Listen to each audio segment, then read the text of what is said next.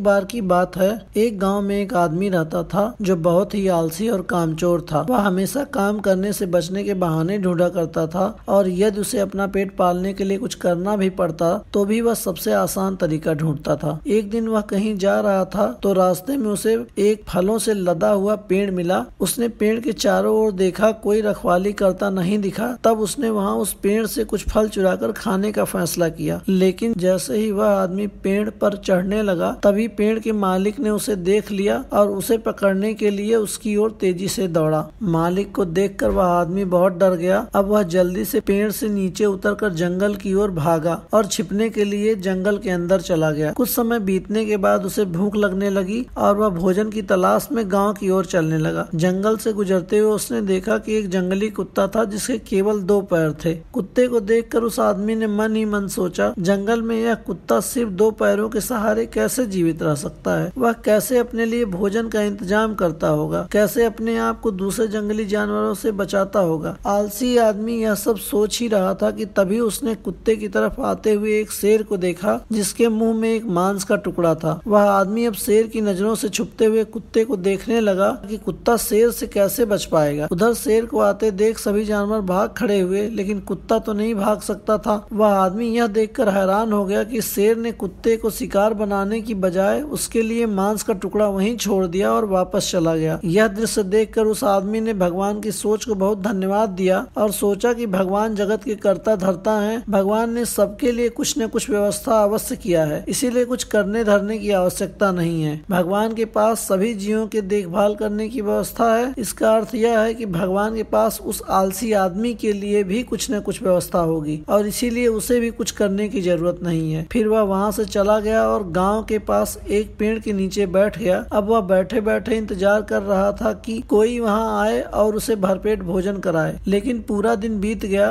कोई नहीं आया और अभी भी वह वहाँ खाली पेट ही बैठा था। फिर वह दुखी होकर वापस गांव की तरफ चलने लगा। गांव वापस जाते समय उसकी मुलाकात एक बूढ़े ऋषि से हुई। उस आदमी ने बूढ़े ऋषि को अपने साथ घटित हुआ सारा प्रकरण बताया और साधु से सवाल किया कि ऐसा क्यों है कि भगवान ने उस कुत्ते पर दया दिखाई और मेरे साथ नहीं। फिर ऋषि ने उस आदमी को भोजन और पानी दिया और मुस्कुराते हुए कहा, यह सच है कि भगवान के पास सभी के लिए कुछ न कुछ व्यवस्था है, इसलिए निसंदेह आप भी भगवान की व्यवस्था का ही एक महत्वपूर्ण हिस्सा है। परंतु पुत्र, आपने भगवान की व्यवस्था को गलत तरीके से समझ लिया है, क्योंकि मुझे लगता है भगवान यह नहीं चाहते हैं कि तुम कुत्ते की तरह बनो, बल्कि भगवान यह चाहते हैं कि तुम शेर की तरह बनो, अर्थात तुम सबकी सहायता करने के योग्य बनो, न कि सबकी दया पर जीवन जीने की। कहानी का सार यह है, भगवान ने सभी मनुष्यों को अन्य प्राणियों की अपेक्षा ज्यादा शक्तिशाली और क्षमतावान इसलिए बनाया है क्योंकि ज्यादा शक्ति का मतलब है ज्यादा जिम्मेदारी, न कि जिम्मेदारी से भागना। मनुष्य की सबसे बड़ी जिम्मेदारी है सबका कल्याण सुनिश्चित करने में महत्वपूर्ण योगदान देना और सकारात्मक वातावरण का निर्माण करना। इसलिए सभी को अपने अपने कार्य पूरी निष्ठा से करना चाहिए, क्योंकि सच्चे अर्थों में यही सच्चा मानव जीवन है।